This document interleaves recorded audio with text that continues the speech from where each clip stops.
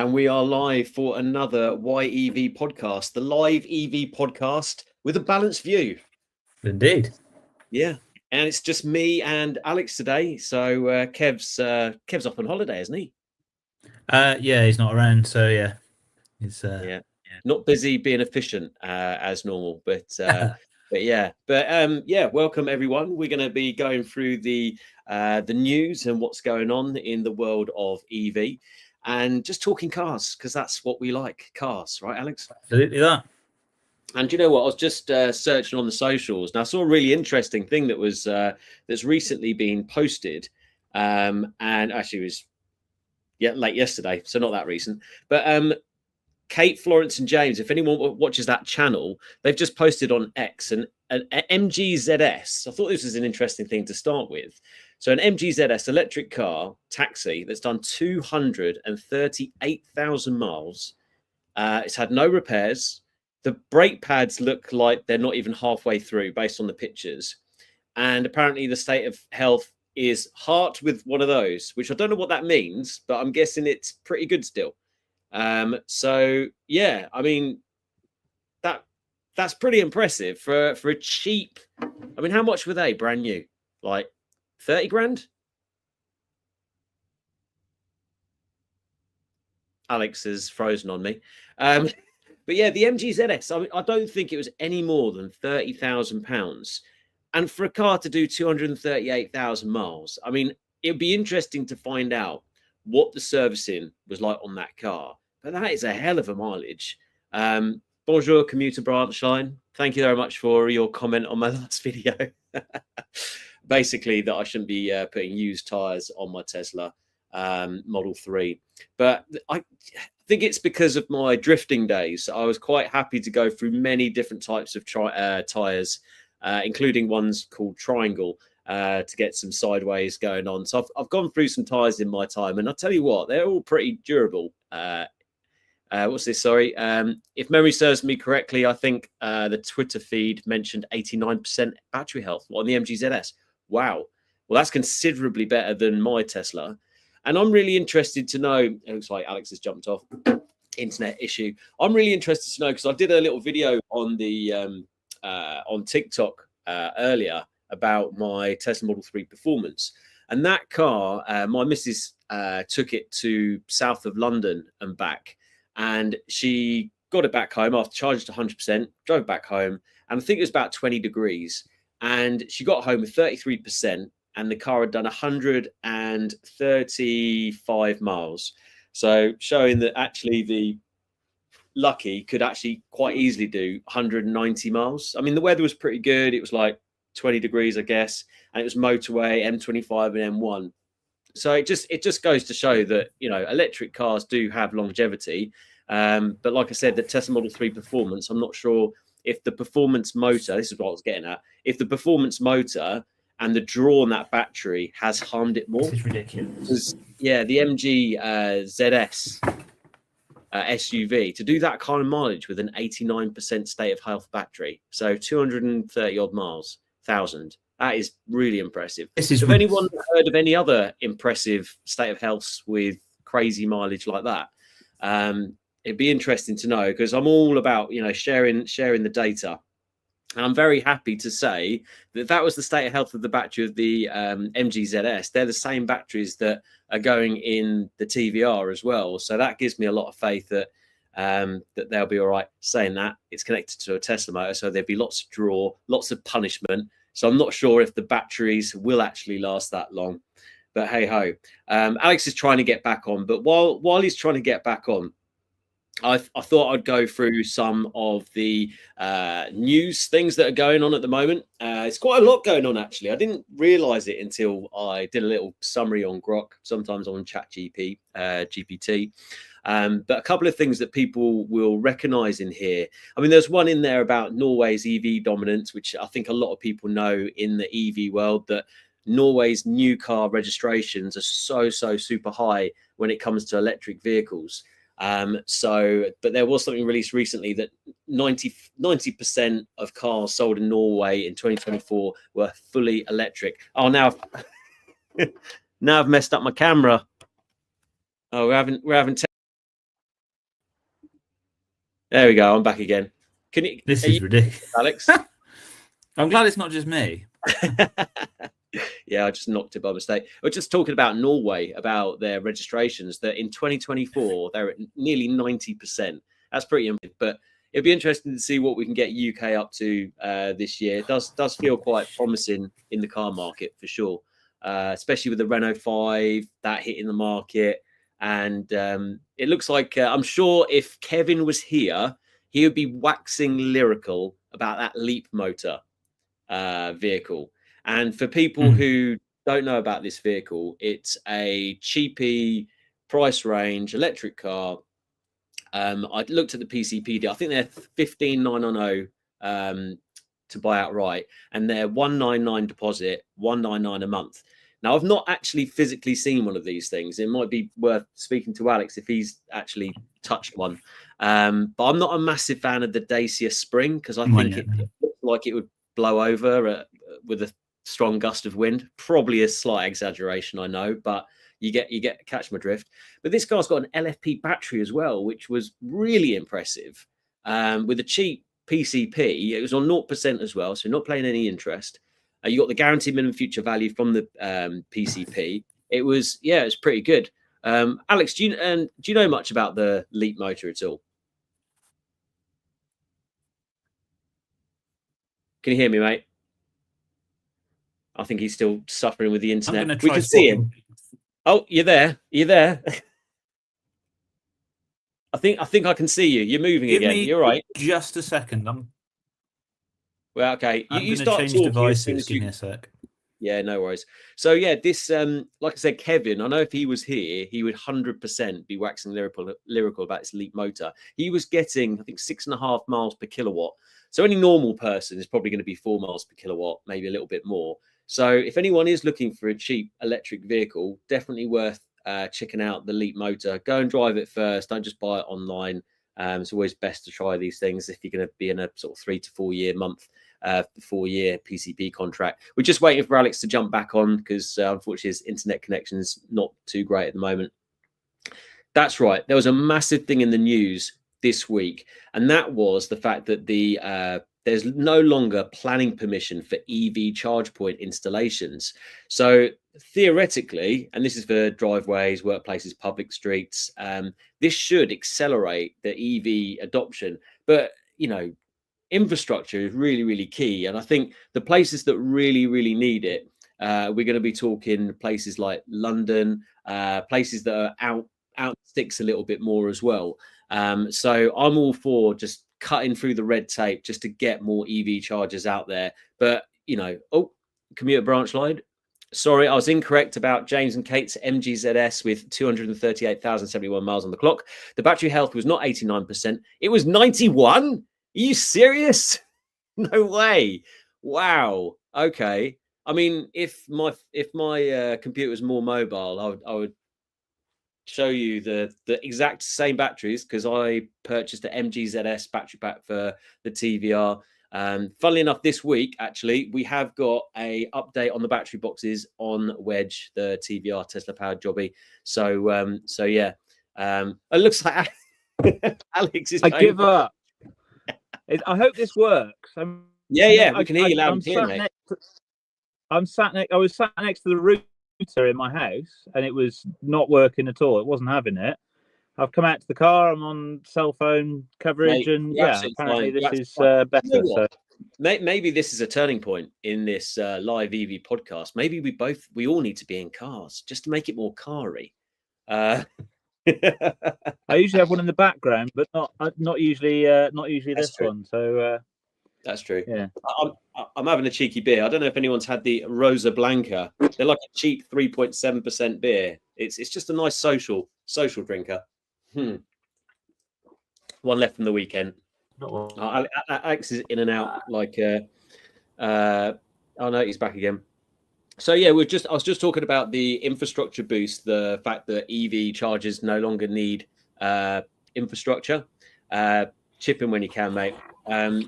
So yeah, I think that's going to be a massive thing for the UK because it does feel that there are still some areas that are lacking in charging infrastructure, although we're seeing so much more of a rollout. And ultimately, if you've got a driveway, you will not have any issues. Obviously, getting yourself a charger in most cases, unless there's something special going on. But being able to charge publicly as you're driving, around the UK, not an issue at all. And the fact that the ranges of all these new electric vehicles are so good now. Are you with us now, mate? Yeah, I can hear you fine. Sweet. Yeah, did you hear about the infrastructure? They're cutting through the red tape, so they're getting rid of all the planning. Yeah, planning. and it's about time, isn't it? Yeah. The issue now, I guess, is kind of ensuring that things like grid connections and so on are easier to put in place, because those can still be a big bottleneck for projects, especially if you're operating somewhere quite rural. I mean, those can be an enormous cost and delay in projects like that. So yeah, no, definitely. And I think the main issue now is power, isn't it? So where does the power come from? Where there's grid constraints, and this is where I see batteries kind of coming in to help. But then again, there is the insurance side of things for batteries, and also where you put them, because they're not exactly small. So then, whether it's a depot or whether it's a public charging station in cities, space is a premium there. So I was, funnily enough, I was talking to a battery company this week through work, and they were doing second life batteries, Tesla, that sort of thing. And we're talking 330 kilowatt hours up to a megawatt. So there's some real big power coming through for those issue areas, where there's massive challenges, because it's not just about the public charging infrastructure, but for fleets. And I know I was bang on about this because it's what I do in my 9 till 5, but you just see what the issues are with it, whether it's HGV or whether it's fans, and it does really boil down to power every single time. Yes, there's the cost. But if the company's got the cost and they've got everything else lined up, power does tend to be, doesn't matter how much money you've got, sometimes it will just take a very, very long time, because you might have to dig under a road or, under a building or something like that to get a major power connection. And this is where I see batteries being a huge, huge help. So if we can cut through the red tape, like in the news recently about, planning permission, it's just power. Can the government, yes, they haven't got a pot to piss in, but can the government help the DNOs to, reduce those challenges around power? I hope so.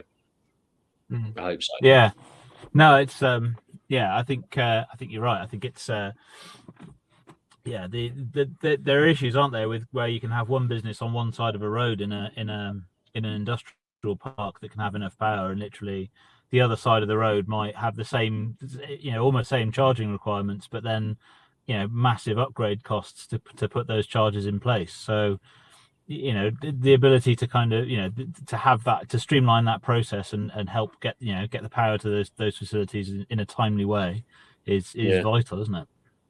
Absolutely. And also the ability to share. I mean, I think there's some. Sorry, mate. There's also some quite interesting projects. There's some quite interesting sharing projects as well.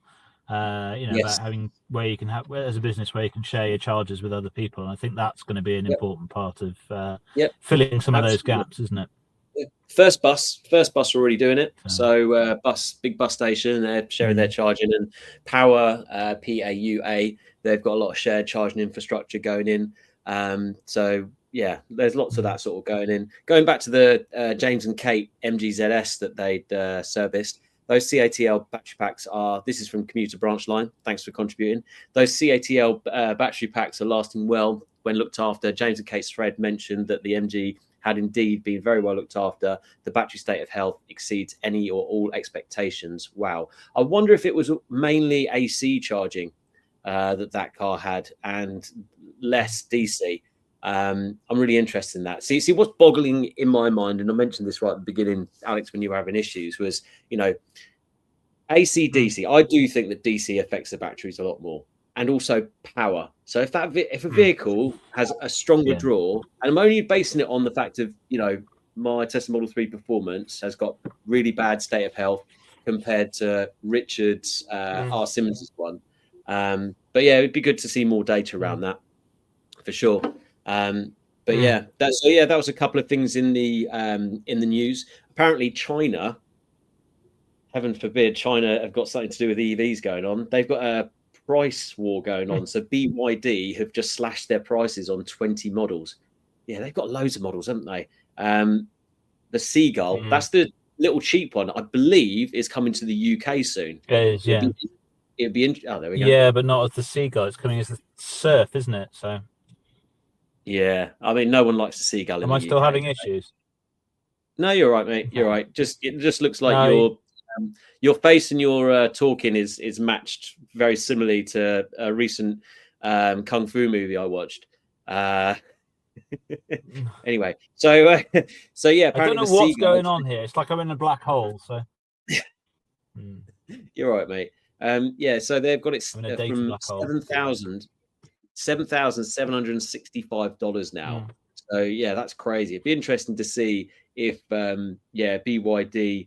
I mean, they're clearly trying to push for more market share, and as a lot of people would have seen in the news, the constant barrage of negative Tesla stuff out there. The fact that also BYD have overtaken Tesla on European sales, which is really interesting. So I know that Germany's taken a bit of a hit, and some of the other European countries. I don't think UK seems to be that bad, but you know, the numbers the numbers will suggest certain things. I did hear, and I don't know if it was right or not, that Elon Musk was coming off the board of Tesla.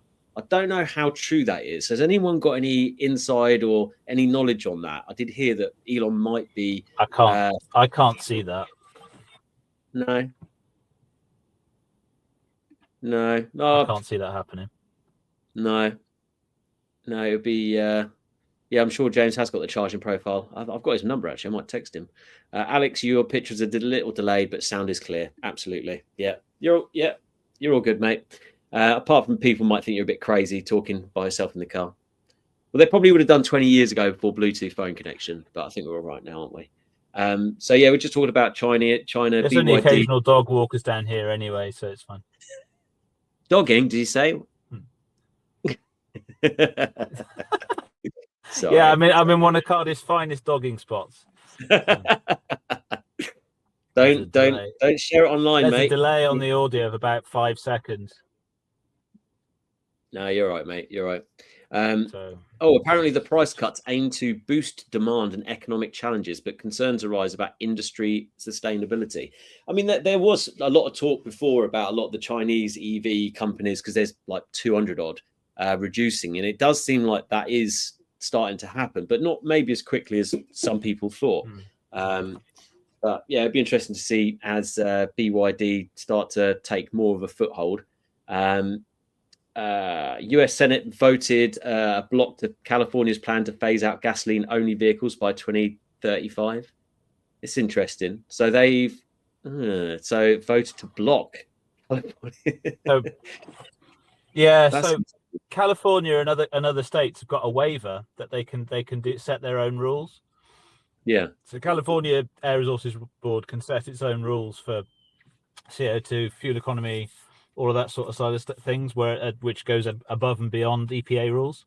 So basically, they have a waiver which was removed by Donald Trump during the last Trump administration, and then reintroduced by Biden, and then I believe it's been taken away by Trump again. So it'll probably come back in a few years when the next administration comes in. So, but yes, that's how they get to set their own emissions rules and all the other bits and pieces, and then other states follow them.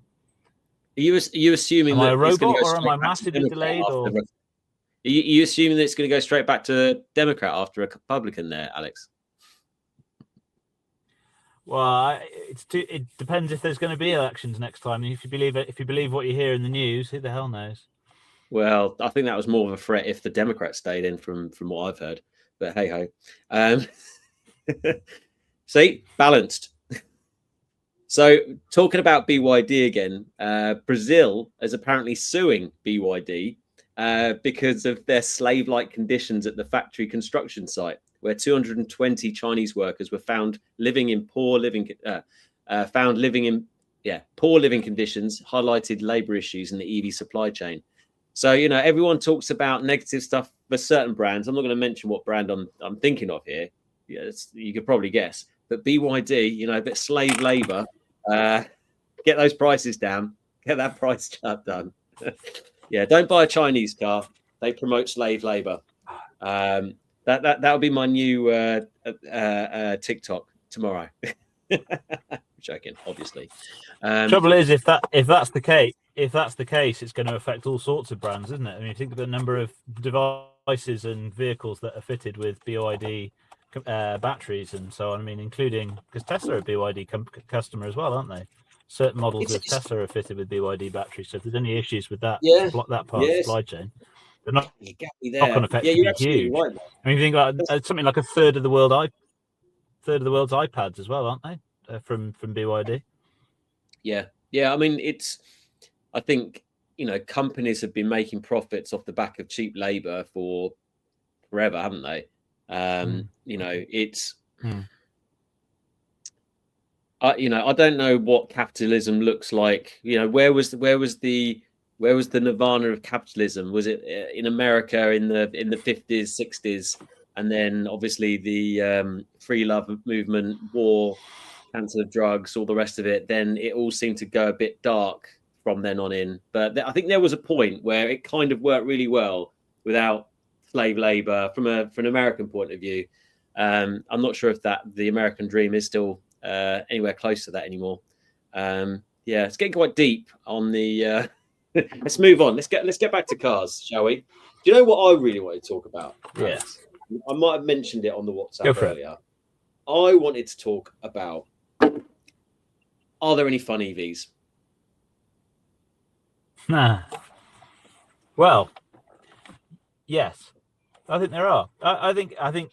Well, there's two sides to this. Firstly, that I think any car, like you don't have to. A car doesn't have to be quick to be fun. You can actually have some quite good fun cars where some cars just have it, right? I think there's plenty of good fun EVs around. They're actually now starting to get into being as well as some really quite well sorted drivers cars on the EV front. It's interesting. We were chatting to Kev about this last week when we started the show just before. We had a late start last week, so. We were talking about this with the Cyberster and sort of saying that, I mean, that is a fun car to drive. It could do with a little bit more, give you a little bit more back, a bit like Hyundai's done with the 5N. But yeah, there's getting to be some cars that are really got quite, the trouble is that there's been an enormous focus on 0 to 60 time so far, and that in itself doesn't make for a fun car. But there's some nice, fun, agile little EVs around there that, I mean, I even quite enjoyed driving around in the Corsa that I had last year. It was not a particularly fast car, but I mean, it's something that you may have badged SR once upon a time. Just a nice little car to sling around the place. So just an agile kind of go-karty kind of vehicle. So, and last week I drove the John Cooper Works. I was going to say, hold that thought for a second about the SR. Just say PWN E-Motors has just put Model 3 Performance, rear sway bar, track mode, drive sideways all day long. Or just get some really bad part worn rear tyres, PWN E-Motors. That really helps as well. And not that I put it in track mode because I've not been on track and I wouldn't go sideways on the UK's road. Did anyone watch ITV a couple of nights ago? There was all lots of stuff about racing in West Midlands, Birmingham, and drifting and all the naughtiness that obviously happens in the UK. No, it's good. It was pretty good, to be fair. It's this guy, Mars, going, I like going 176 miles an hour. I like the thrill, and then loads of people going sideways and drifting. You were talking, what triggered me is you said like a Corsa SR or something. Now, I can't remember if it was in last week because my memory's not the best, but I'm sure someone mentioned about, Renault 5 retro, Nissan Micra retro, Nova SR. How cool would that be if they did like a retro version of the Nova? They would definitely sell loads of them. I actually saw a render of that it was an AI generated one, and they done it as a nice vehicle, which I think is quite unlikely given the Stellantis, the way the Stellantis stuff is working at the moment. It's more likely that you'd end up with the kind of the high powered, 280 horsepower, the motors like you get in the Abarth 600 and various other vehicles like that you might get in the Corsa that you'd be more likely to, have it. They are doing a GSE electric hot hatch version of the Mocha, but not the Corsa yet, as far as I know. So that if it's going to come, that'll be next generation. I mean, Vauxhall's got a decent sporty heritage. It'd be an interesting way to revive the brand, wouldn't it? See, if I was in the product department, I'd be like, right, chaps and ladies, whatever, Nova SR, make it retro as hell, front wheel drive. Let's not mess about. Make sure the brakes aren't that great. We want it to harker back to the old one, and put a handbrake back in. Put a handbrake back in, proper manual one. Don't mess about, and make sure that you can start it by taking out the what was it? You could start a Nova by taking out the warning triangle button, and then turn it upside down and then put it in. Yeah. Quality. I mean, that would solve. Well, that would be what an amazing Easter egg it would be if the starter button in the retro Nova SR was an upside down hazard warning triangle. And for anyone watching from Easter egg, anyone watching from the US, the Vauxhall Nova wasn't a cool like sports car Nova like you guys got. It was like a hatchback thing that just all the 17-year-olds had. Like all my mates had a Nova. I had a Polo, funnily enough, Alex. So Mark IV. I've still got my 17-year-old car. Yeah. Yeah, I wrote mine off, mate. Whoops. So fun cars. I mean, commuter branch lines mentioned a load of little ones there.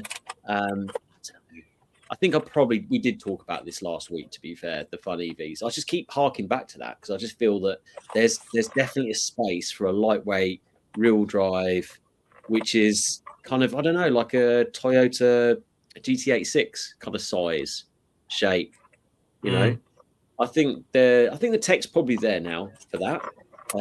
Does it really need to be that big a battery? I mean, you could probably get away with a 50 kilowatt hour battery.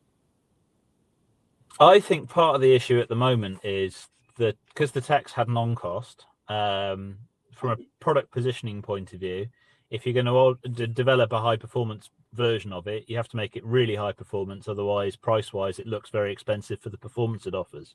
So I think we've seen a lot of very, very fast EVs because by nature of kind of needing to stick a large, expensive battery in them, they've had to position them in that way. Same with plug-in hybrids to an extent, although we're starting to get some quite good all-round the plug-in hybrids coming through now. Yeah, but they could do that same. I was going to say they could do that same essence of like with the GT86, where it was back to basics. It wasn't crazy power, but like a nice amount of power, and definitely a handbrake. One of them that looked a bit dodgy. So what were you going to say, mate? What I think is quite interesting is, I mean, I've mentioned this before on here, but that that Toyota and Lexus have got a project going where they're going to do the pseudo manual gearbox in the car. So you'll have a clutch pedal that does nothing until you activate it, and then you can press it, and it'll effectively cut the torque to the wheels, and it'll feel like you're changing gear properly. So you could have a small lightweight car, GT86 size car, little sports car, and you could make it so that like one day it drives like a GT86, the next day it drives like an A86 Corolla, the day after that it drives like, I don't know, some like a Celica GT4 or something like that. It could be a really interesting product. But yeah, as I say, just strip it down a little bit. It doesn't need to have massive amounts of power, does it? That's I think the shame performance-wise EVs is there seems to be this obsession with the fun EVs means fast EVs, and I think from a point of view now of I kind of glaze over a little bit when I see yet another SUV that can do 0 to 60 in 3-point-something seconds. I just think, well, yeah, but it shouldn't be a surprise to anyone that an electric SUV can A, handle, and B, accelerate like a supercar used to be able to. That's not what I want. I want to see some really innovative lightweighting, kind of chassis tuning, all the kind of the really interesting stuff that kind of separates a fast car from being that breaks that link between something being really fast and something and that being a necessity for something fun. It doesn't need to be that way. No, exactly. There's room for both, obviously. There's room for fun and fast EVs, but there's room for slow fun EVs as well. you know, and the thing is, like, what makes a car fun is different for everyone. You know, for me, it's just something that's purely dangerous, and you know, you have to kind of manage the car. Whereas the Tesla's quite fun, you know, from a, you know, it's got acceleration, it's a bit like a roller coaster, but I wouldn't say it's a fun car to drive.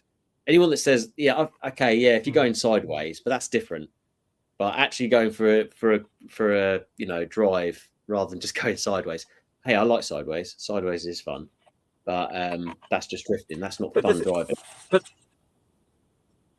the thing is, that's not just the case for EVs, though. I mean, there's an awful lot of modern petrol and diesel cars where they've got an abundance of power, but they're not fun to drive. They're just a quick, you know, very, very stable. They'll get you from point A to point B quickly if you're, you know, driving them hard, but they're not fun. They're not involving. And and conversely, there's some quite slow. Do you know what, one of the surprises, and this is going to sound completely way out of left field.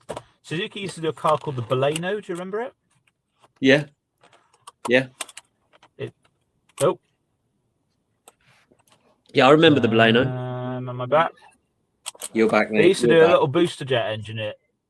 They used to do a little 3-cylinder engine called the booster jet that made about 110, 115 horsepower. Because the Baleno, I don't know about anybody else, but I really want to hear this story that Alex can't possibly tell because his reception's gone out. So it's a bit sod's law there, but hopefully we'll find out about the Baleno story in a minute.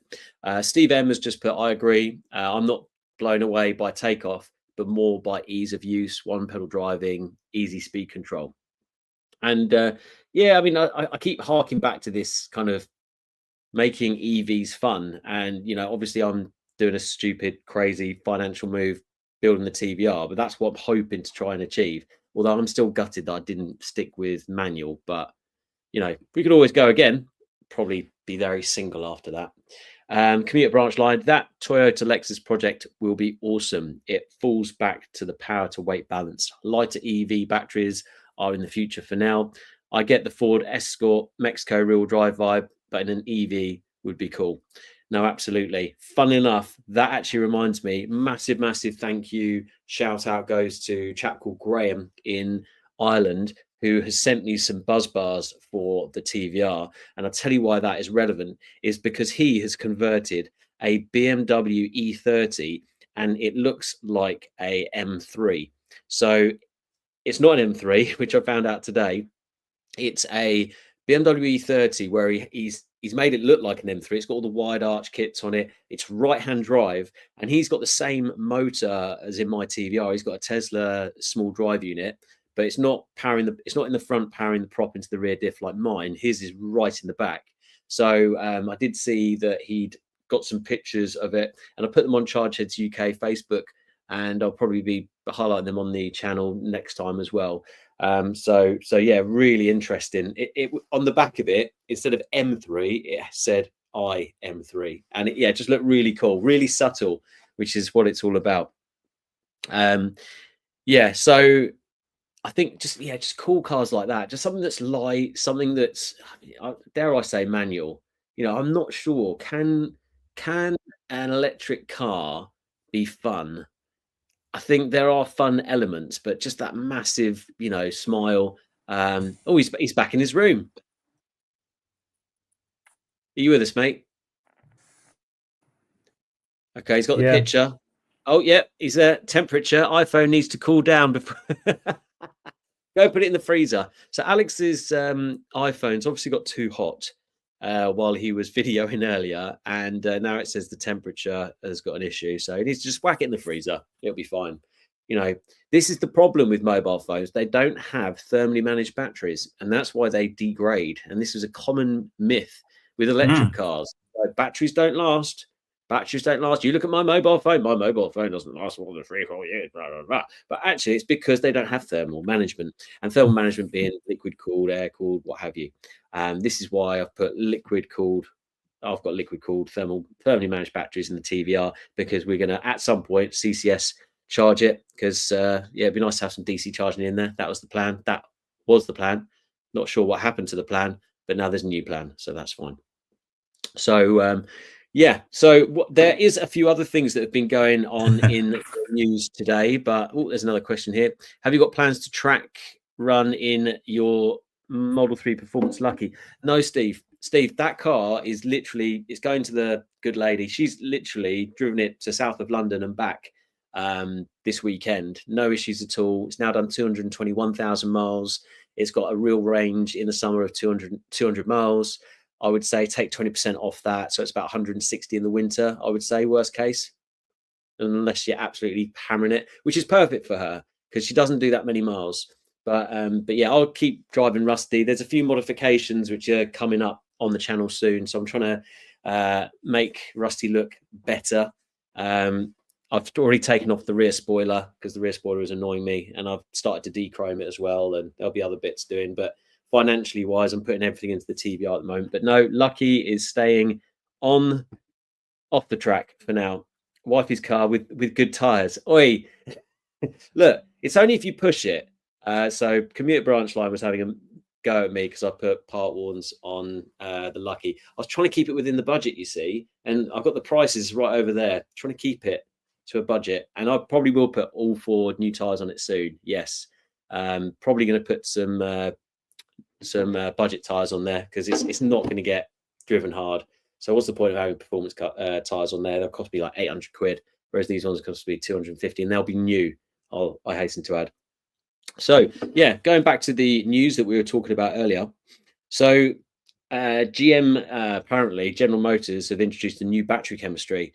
I don't have a huge amount of faith. I mean, take this with the right source. Alex is back. Let's put him back on. Alex, you with us? Hope so. Mate, you are 100% sharp. The voice, the lips. We're no longer in a 1990s kung fu movie or 80s, what have you. PWN e-motors, a manual was more fun than an auto, but going back to manual after an EV just feels like making the car slower in and out of corners. Yeah, I know. I get what you're saying. But then, you know, if it's not about lap times, it's about fun, you know, just absolutely wringing the neck of an engine and then changing gear. I don't know. Maybe I just need to just have a petrol fun car and just not, depending on how the TVR goes. So if it all goes horribly wrong, I'll just sell the Wedge and buy a Cerberus. Yep. I found the 5N more fun in manual mode, even though it was slower. I don't know if that's what's the word?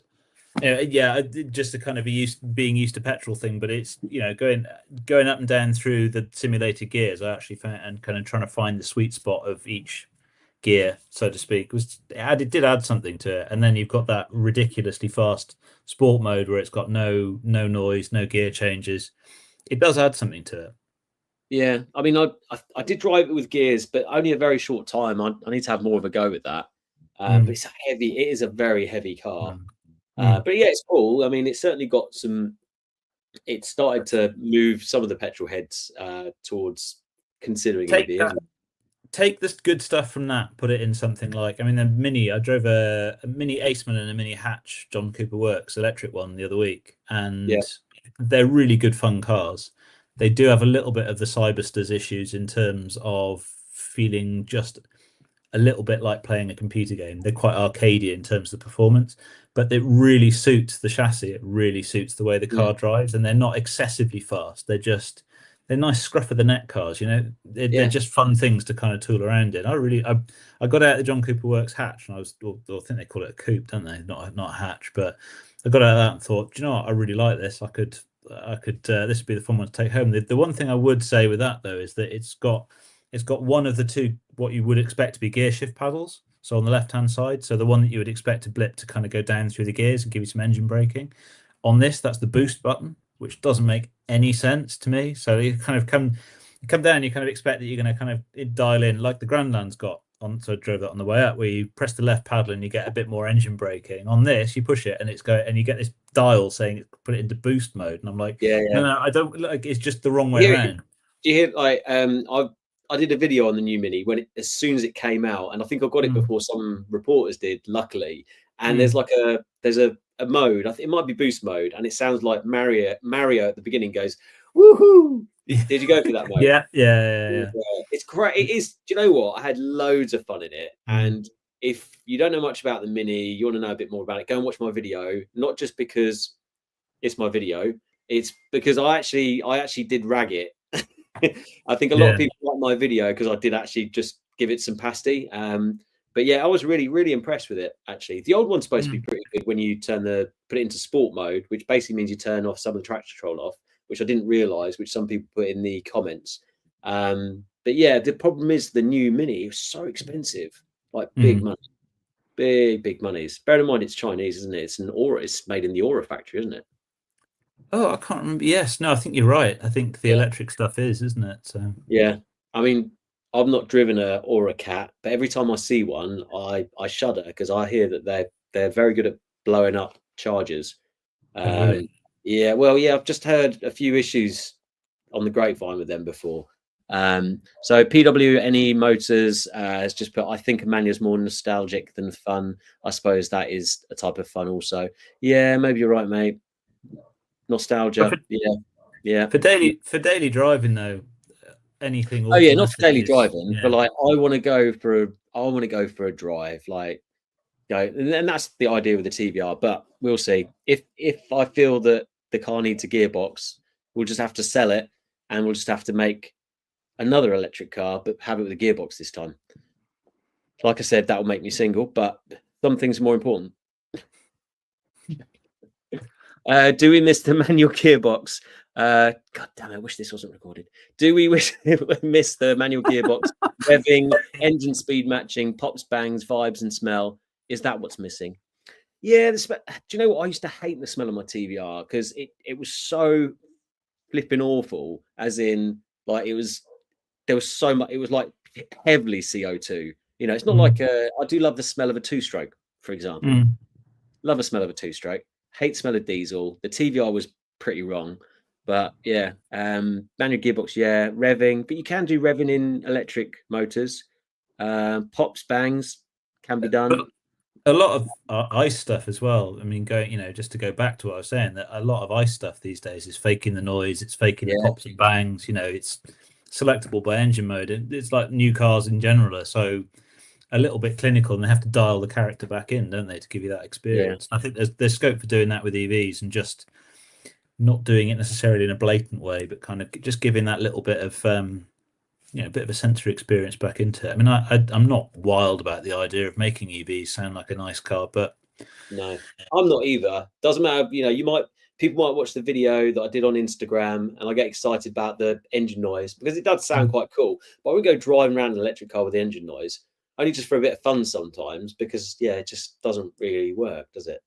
Well, they'll sound different in the same way that a V8 and a four-cylinder and a high revving four-cylinder and a supercharged or a turbocharged four-cylinder, they'll all sound different. And I just think we need to get used to the sound of EVs and the noise that those make, and amplify that gently. I mean, I know a lot of that noise can be kind of high-pitched whine and so on, but there are noises that you can amplify, and there are ways that you can kind of give that sense of what's going on, how hard the motor's working. So that's what it is. That's the sense that it's giving you back, isn't it? It's that feeling of, and that's what you get with the manual gearbox as opposed to having a single speed, is an interaction with the car. You're finding its sweet spot. The sweet spot's not always there. You've got to kind of find it within the gears, and you get the car's giving you a sense back of kind of how hard it's working, and it's an interaction. It's the interactive side of it that makes it all involving, isn't it?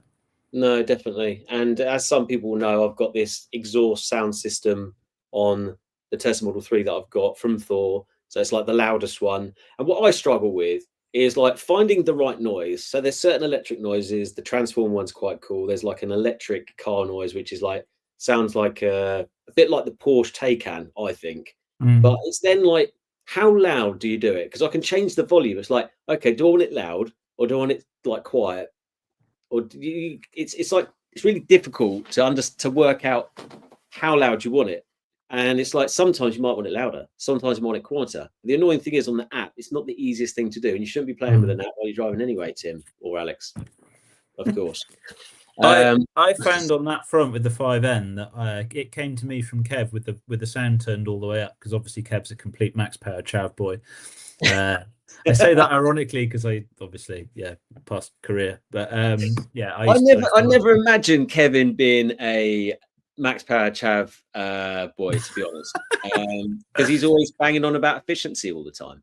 Well, it came to me. As I say, it came to me with the bass turned up and the engine noise turned up. So, and he can deny this as much as he wants, but it is the case. I actually turned the engine noise down a bit so you could hear it, but it wasn't like just having an engine note played straight into you. So you just have this hum in the background, and I think it works. Okay. Didn't want it to work, but it does kind of work. But it doesn't need to be an engine noise. It just gives you that noise in the background, that hum of something doing something. And I think that's part of the experience, and I think that people are starting to understand that now. So. Well, funnily enough, I had my first experience where I thought that someone was in the way. Okay, I literally pulled out of my driveway, and I don't know who they are. I don't know if they're neighbours or what. Don't recognise them, but they've literally got their door wide open. In like they've got the car on the one side, and there's enough space for me to go through. But they had the car door wide open, and she was just like, I swear to God, she knew I was there. I was like, right, okay, this is the perfect time just to turn the engine noise on, because I'm in the electric car, they can't hear me. So I thought, I know, I put on a ice noise because I thought that'll be a bit more, realistic. And no, it didn't move. So then I gave it a rev, didn't move. I was like, for goodness sake, I just beeped her. And then she just gave me the awful look. I'm like, I can't even get, like, this is a public road. I can't get past you. Like, I don't know. Some people just don't care. They're just not, really annoys me, stuff like that. Like, try and be a little bit more courteous. Is that the right word? I don't know. Just think of other people. Just really riled me up a little bit, to be honest. You're expecting a lot there. Yeah. Heel and toe games, those were the days. Kevin is such a dark max power horse. Okay. Yeah. I think we'll have to collar him on this next time. PWNE motors, I believe the thing really missing about a sporty EV is lightweight, 100%. Small battery, fast charging, no need for longer range. China appears poised to get the tech in our hands soon. Yeah. No, that's what I was saying. Like a Toyota GT86, 50 kilowatt hour battery. I mean, what? 200 kilowatt motor, real drive, leave the handbrake in there. And give it drift mode. And I suppose, would you want noise or just an amplifier on the electric motor? That's all can't people just do that? Can't they just do that?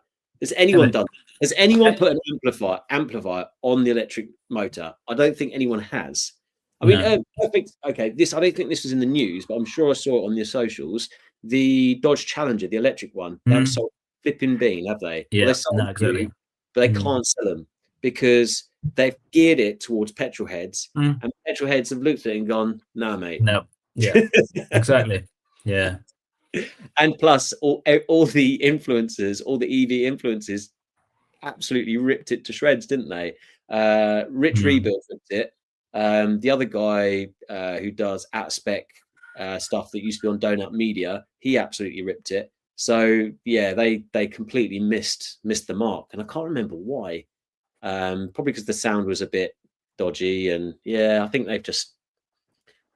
I think they thought that they had something there, but they're way off. But that falls into that category, doesn't it? Of not trying too hard to be an electric car pretending to be a petrol car. Exactly. There's a unique character in a way that a muscle, as I say, like a muscle car is different to like a lightweight British sports car, or or some turbocharged thing from the 1980s. They're all going to drive differently. They'll have their own character. Just accept that EVs are not going to drive like a petrol car, and you can do different things with them. There's lots of really interesting stuff you can do with it. You just need to not try so hard. Just accept it for what it can do. Says the guy that's advocating putting gearbox, gears and all the rest of it into it. This is it. It's okay. Well, let's Steve, absolutely right. High energy density batteries will bring the fun, 100%. Okay, so if we're going to make a fun electric car, how are we going to stop making it like a petrol car but keep it fun? Try and take the nostalgia out. So what ultimately makes a fun car? Again, like I said before, it's different for different people. Power to weight, handling, engaging, like something that's a bit twitchy. Like, I don't know. I think it's just boils down for me and a lot of petrol heads down to fear factor, the Widowmaker, and yeah, that's I think. Even if it's a drive mode, you almost need a Widowmaker drive mode, don't you? Otherwise, you're never going to get it through. Well, a lot of people bang on about electric cars being nanny state cars, and the fact that this is, I think, a big reason for a lot of people not wanting an electric car because of all the beeps and bongs. And I mean, you know, you put the Tesla in Joe mode, which reduces the bongs. There's still a lot of annoying bongs, and it ruins your music when you're listening to an absolute banger, which is really annoying. But yeah, yeah. Having a specific mode, yeah, like everything off. Everything off. Everything off. I think. Like, remember Saab used to have a mode that you could switch off everything except I think it was the rev counter, wasn't it? And then a tiny portion of the speedo. It's like a jet fighter, like a stealth mode or something it was called. It's very cool. That was in the 9.5. I don't think it was in the 9.3 as well. But yeah, it was a Saab thing. It was a kind of a nod to their history as, you know, making and the present in terms of aviation side of things. But yeah, I mean, I think one of the things that I like is actually those paddles on the back of the wheel. I like having the ability to dial in a bit of extra regen or dial it back out again, and the engine brake. I mean, that's not just. I mean, there's an element of nostalgia, but there's an element of control to it. Like I'm not, you know, you can, without touching the brake pedal, you can just wind on a bit of extra regen and it'll respond differently. Adjustability, I think, is a nice thing to have. You can have that there when you want it. Turns it into a game then, though, doesn't it? You're gamifying the drive in a way. Do I feel a collaboration with Moggy in my water? He's done loads of EVs with manual gearboxes. Yeah, no, absolutely. So Moggy, Electrogenic have as well. A lot of the EV conversions always used to be a Hyper 9 motor, which was a low voltage motor. I think it's like sort of 90 to 150 volt. Again, someone will probably stab me for getting it wrong there. But putting that on the gearbox, that was the traditional way of doing it. And to be fair, there is someone out there, and I don't think he's finished it yet. Bear in mind, I saw it years ago. Guy, I think he works for Electrogenic. He's got a manual gearbox TVR Cerberus with a Tesla motor in it. I don't know how well that's going, but that to me sounds like the ultimate EV conversion to me. If it works, you know, depending on range and charging and all the rest of it. But that to me would be that would be amazing, because that's one issue with the Cerberus is reliability, right? But if you can get the reliability with the manual gearbox, I know it won't have the sound, but see, I like the idea of having the selectable, having the option, you know, to have it as a manual for when you're, you know, when you duck off the motorway and you take the back roads, and you can then just kind of knock it into a manual mode, whether that's on paddles or whether that's on a pseudo manual, you know, pseudo clutch system. I like the idea of being able to then just stick it back into being an EV for the, you know, for the rest of the time. Because I mean, let's face it, if one of the joys of, if you think about the hot hatch kind of concept, where it's the kind of the everyday car that you can then go and, you know, drive the door handles off on the weekend.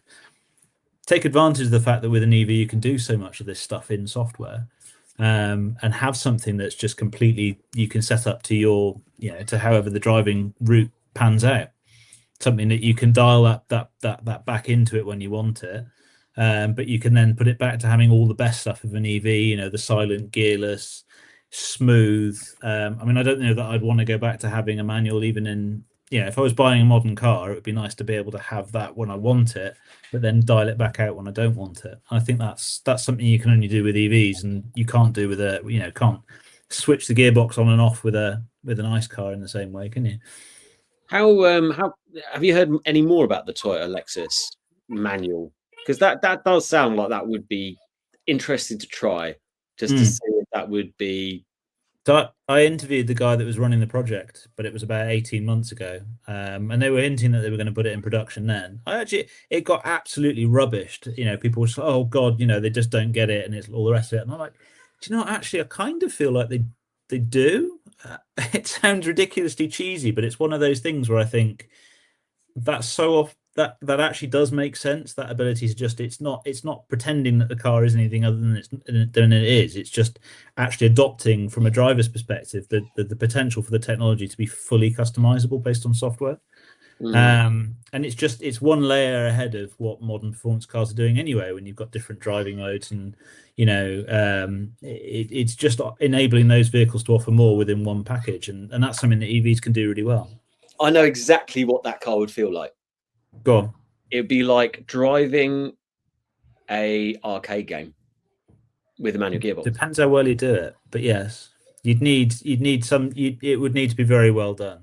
And interestingly, as I say, I didn't find the 5. I expected the 5N to feel like an arcade game, and it didn't. And I felt the Cyberster actually felt more like an arcade game than the 5N did, because it just felt. It was really well set up. It's a really nice pointy car to drive, and it doesn't feel heavy, and it feels really good, and it handles really nicely, and all the rest of it. And the steering, the weight of the steering and everything is fine. It doesn't really do anything wrong. It just doesn't give you enough back to feel like you're part of it, if that makes sense. You almost feel sort of one stage removed from it. And the 5N does magic dust on that front, and it just makes you. I'd be really interested to try the new Alpine stuff, so their version of the Renault 5s at the A290, see how they've done things, because that falls into that lightweight, compact. Yeah. That'll be a fun car if they've done that right. Yeah, no, I think very usable. I think driving a sim is probably what it would be like, or like probably a little bit more realistic, because you're in the car, you're feeling moving. But I think it will give that vibe off, I think, which is still fun, because I'm sure I've had fun with a gearbox on an arcade sim game before. It will just be very different. Commuter branch line, I'd love a Land Rover EV with a manual gearbox. I've not driven a manual EV Land Rover, but I have driven a Tesla-powered auto Land Rover, Defender, and it was hilariously quick. It's back in my videos that was electric car converts when I went down to Brighton for the EV rally. It's in there probably about a year ago when I met you again, Alex, for the first time, funny enough. PWNE motors, a tad of oversteer, and get off the roof. No, keep the roof. But yes, the oversteer. Yeah. After 12 years of driving EVs, from Nissan Leaf, Tesla Model Y, I'm ruined. I'm not sure I could go back to a manual gearbox. Yeah, I don't know. I'm trying to remember the last time I drove a manual gearbox, really, but I don't know. I think it's PWNE motors absolutely flipping nailed it. It's that nostalgia thing, isn't it? Really. So yeah, I think I'll probably have a MX-5 or something like that in the garage. Go back and have a look at. There's a really good article. I must have mentioned it on here before. The original link is no longer there, but there's a really funny article about a guy where they interview it's fictitious. It's a parody of car enthusiasts, and they interview a guy who collects old washing machines. And he's talking about how you've got to do everything manually. And he's like, I know that this old washing machine makes more noise than the new ones, and it's much less efficient. But there's something really satisfying about changing manually into the spin cycle, and it's really, really well done. And you read it, and you kind of go, oh God, this is what we sound like to normal people. It's really quite unnerving. But, it's the original. The original is no longer there, but it is worth looking up if you can find it. I think it was like Jalopnik or somebody like that did it. It's yeah, it's good. Well, yeah, I mean the internal combustion engine washing machines were pretty good in their day, weren't they? Yeah. Can you imagine? That feels quite 1940s, 1950s, doesn't it? The kids have got nice clean clothes, and you don't have to wash them by hand. I mean, they'll all be dead by the time they're 20 because of the house full of knocks. But the washing machine does a great job of keeping the clothes clean. Yeah. Do you know what? That's the analogy that my friend Clive gives all the time when he comes across people that aren't like dead against electric cars, and like it's like an efficiency thing, isn't it? Ultimately, because think about the amount of loss in heat and everything else from an internal combustion engine. And he always says, obviously washing machines are so efficient. You wouldn't put an ice engine to run them, would you? I'll just get a few questions that have come in, or comments rather. A tad of oversteer. No, we've done that one. After 12 years of no, we've done that one. Yes, that was by the beach at Brighton. Great conversion, great video. Thank you, mate. So if you haven't watched it, guys, go back and watch it, because there's a big, massive smile on my face driving that Tesla powered Defender. It was a lot of fun. Washing machines. Who had a twin tub? No. My grandparents had one. I remember it. What is a twin tub? Twin tub's one where you load it from the top, isn't it? Where you had the two drums next to each other and you loaded it from the top. Okay, yeah. Although they may have had, one may have been a tumble dryer in their case. I can't remember, but I don't remember it having a manual stick to shift between everything. I know that's all kind of fictitious. It reminds me of like a Ford. What's it called? What's the original Ford? Oh, I can't remember now. What, a Model T? Model T. Yeah, like a tub. They called it that, didn't they? The actual twin tub. I must admit, I do fancy an old school retro 1940s 50s coupe EV conversion. Yeah, like yeah. I saw one. I think it was Rust Brothers. It was Rust Brothers. I didn't realize, but they had a really good Netflix series. Because I watched all the car stuff, and I didn't realize they've actually gone to YouTube. So because I used to watch the series, but I didn't realize they were on YouTube. I was absolutely peeing myself because we were watching a little bit of it, and I said, to my mate, I was like, is Danny DeVito still on it? Because his mate looks just like Danny DeVito, the short guy with the moustache. Yeah. Did anyone else watch Rust Brothers? That's a good. I don't think they're going to be doing any electric stuff anytime soon. No, I think so. I decided I wanted a Z3 conversion. Nice. Well, I know someone who's already done. I know someone who already done a Z3. Tom, I want to say Tom. He's very much out there in the socials and stuff, and he's changed the front end and everything. He's like, like you can turn the Z3 into something like a bit different. I can't remember the conversion that they do. Makes it. There's quite a few of them, but yeah. Yeah, well, it's one of those conversions that he's done, and he did all the work himself. Unlike Muggins here, although I'm starting to do a few more bits on the TVR now, because I'm gonna have to. But anyway, we've got another one here. The old wooden tongs were essential, as there was a foil wash setting if you would have taken your skin off. Yeah, absolutely. Didn't Renault do an advert where everything was powered by petrol engines? They had a chip and pin machine with an exhaust pipe on it, and a computer with an exhaust pipe, and they were putting a chip and pin machine, and they had a little petrol can, and they were pouring petrol into it while the guy was paying for the meal and getting it to start up again. I'm sure it was a Renault advert from about 10 years ago. I have to share that. That's brilliant. I love it. PW&E Motors. I'm just going to start calling you PWN. It's a bit of a mouthful. There's little room for sports cars in the market now. My son learned on a E36 325 convertible 5-speed. He couldn't understand the appeal whatsoever. Well, funnily enough, I was thinking about my daughter's learning to drive soon. I really want to push them towards manual, sadly. And I remember my stepson, who's now 21, he'd be 22 in October. His first drive was a stripped out 316 GTI Rover, just 2 bucket seats and indicators, which me and my friend were taking up to Scotland and back as a stag do. And I had it, and I thought, you know what? It's the only manual we've got in the family. I was like, Joseph, let's go and practice clutch control. So the first car he drove was a 216 GTI race car that had been on Nürburgring. I'm not sure if he remembers that. He's not really into cars. Perfect example of that. When I said, "Shall we put some alloys on your car?" He goes, "What are they for?" Yeah. Anyway, much to learn. Indeed. I remember a guy took a Lotus Elise and electrified it. I wonder what happened to him. That'd be Russ. Russ, he was around my house the other day. He's also got a Lotus Evora Tesla powered. I think we may be talking about the guy that's just left the US government. Oh, right. Sorry about that. Possibly, I might be wrong, but yes. Also, Russ and Elon, take your pick. Didn't Matty Rimac start off electrifying a BMW He series? did, yeah. He did, yeah. Just Yeah, bought an yeah. R32 as well. Have you seen Golf R32? Yes, I have. That's right, because he got his key out, Mm. and I was thinking, it's a 1.9 TDI PD. Can you imagine?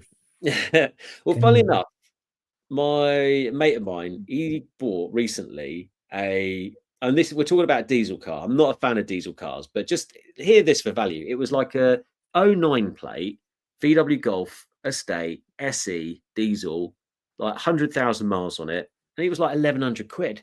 And the thing is like clean. I was thinking, you know, when you get into an old school VW, like a original Mark II Audi A3 or a Golf Mark IV, it just feels quality. Do you know what I mean? Yeah. You shut the door, everything feels quality. You don't feel that anymore on German cars so much. No. It's like VW definitely lost it after like Dieselgate and stuff. It's just weird. You get that real kind of solid. Yeah, I've always said that I think Mark 7 Golf is peak golf. If you think about the breadth of the Mark 7 Golf range, where you've got everything from like e-Golfs and Blue Motions and GTEs all the way through to Golf R Estate, all track, you know, petrol, diesel, plug-in hybrids, electric, everything all in one car. It's a good shout. It's a really impressive, and also pre-facelift. So although the e-Golf and the GTE were better after the facelift. Yeah. The pre-facelift dashboard where everything was still buttons and everything, it just had that. It was, for me, that is the pinnacle of the Golf concept in that it did everything in a very Golf-like way. And I feel they've completely lost it with the Mark 8. Although the Mark 8 is not a bad car, it's kind of it doesn't feel quite as What's the Disney film? It's a Whole New World. It is completely different market now. It is a completely different market. It's tech companies getting into the car market now. Cars are more tech than they are, you know. Also 3-door and 5-door. Mark 7 was the last 3-door and 5-door. Yeah, true. When they facelifted it, they got rid of the 3-door version, so yeah. So it's the breadth of the range is amazing on the Mark 7. It's really quite an impressive car. I'm happy to say that I was in the glory years and I've had a Mark 7 and a 7.5 Golf R. Nice, amazing car. I drove quite a few Golf GTIs. They're a lot of fun. But yeah, is the Bugatti key the same as the Golf R32? Could well be. I'm not sure. Yeah, it'd probably be the same pattern of key. Yeah. Why is PWN saying pony? Oh, pony is his pronounced name. That's just remind me. What were you telling us about the Suzuki Baleno before you cruelly left us hanging? Baleno. I had one. You know when you get a car in, when you try a car and you've got no expectations of it. I mean, this was a little. The Baleno was not an appealing looking car, nor a particularly sporty car. No. But it was about 950 kilos and 115 horsepower.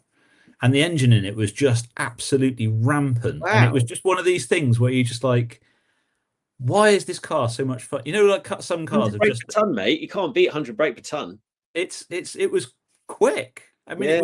it was just one of these little cars, and it was just a joy to drive. And I handed the key back to the collection guy, and he was like, "What did you think of it?" And I said, I really enjoy it. I don't know, you just don't expect it. It completely bowled me over, and it's this kind of slightly frumpy looking, awkwardly designed car with little wheels, and it was just like it was just really good fun.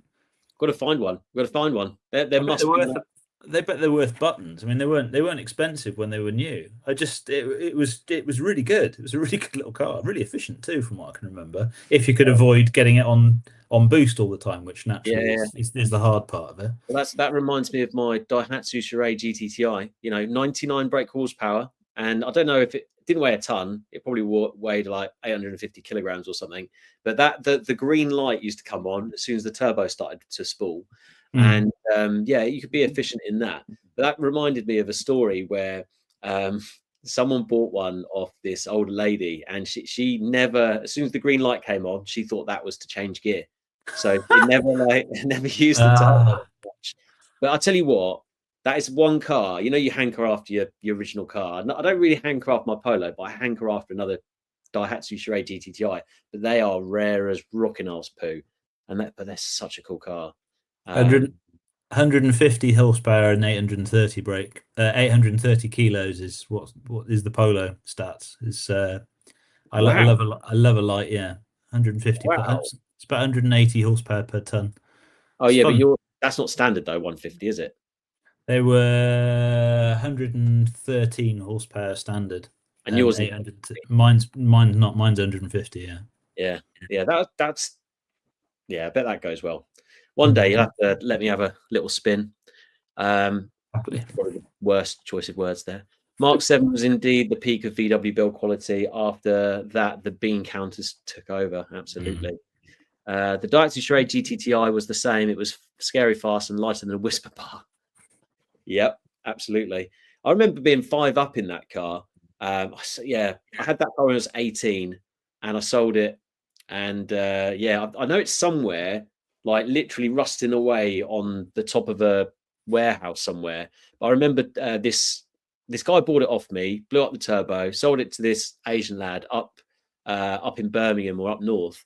And he swapped over the turbo, and it was on the Facebook group recently. He goes, "Yeah, I remember that car. That was just crazy fast. It would just torque steer because it had no power steering or anything. It was proper cool." Oh yeah, my dad's just chipped in. It was scary. Probably because there's this road that I used to love, which is the A422, which goes between Bedford and Milton Keynes. And I remember having him sat in the car on the way somewhere, and we were doing 111 miles an hour around this corner, and we were like skipping. Yeah, I thought, but he scared me in cars before my dad, so it's about time I got my own back.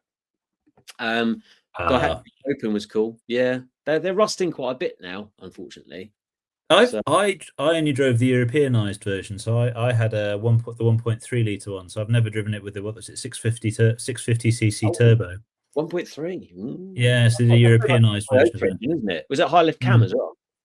I think it was. Yeah, it was one of the first test cars I had, and nobody really wanted to take it home for the weekend. I was like, I'll go and take it. I think I did something like 600 or 700 miles in 3 days in it, and it was a hilarious little thing. Was it? Was it like to drive? Sorry, was it nice to drive? Yeah, they're good fun. It's a nice chuckable small car. I mean, the boot was about big enough for a laptop bag once you had the roof down, and I had the amusing. I pulled up outside my mate's house to drop him off, and a little kid on a bike cycled up to us. We had the roof down, and my mate got out of the car and he goes, "Excuse me," he goes, "Are you two special friends?" It's always stuck with me. I had a slightly different word in my head. But yeah, it's a cool car. But you say about the laptop, just fitting in there. The MX5, no, not MX5, MR2 Mark III. That was the same. There was no space in that at all. Great fun car though, really good fun car, and they're cheap as chips. I think we kind of get into that time, sorry, I'm prattling on about random old cars, but yeah, we're talking mainly about petrol cars because we're balanced TV podcast. There we go. But thanks everyone for listening in this week. We're back again next week. I've got a video coming out all about battery boxes on the TVR, all the progress that's going on, and working hard this week as usual. What about yourself, Alex? Is it Secret Squirrel or work-wise? Yeah, mostly Secret Squirrel. I've got I'm off with the kids tomorrow because it's an inset day on the back of a half term, but I'm off on Friday to Players Classic at Goodwood, so I don't know if anyone's coming down for that, but I'll be there with the Polo. So, mate, I would love to go to that in a car that wasn't a Tesla one day. Also, in other news, make sure if you're into like indie kind of rocky sort of music, go and check out my brother's new album. It's on Spotify. His band is called Dog's Teeth, and it's a good album. I'm not really into indie rock and all of that sort of stuff, but I quite like it. So yeah, go and check it out. That'd be good to support it. But thanks everyone for listening in. Please like, subscribe, comment, share. It's also on Spotify now and on X. Thanks everyone for contributing, and we'll see you next week. Yep, see you next week. Cheers. Now we've got the awkward bit where I press the button and it just takes a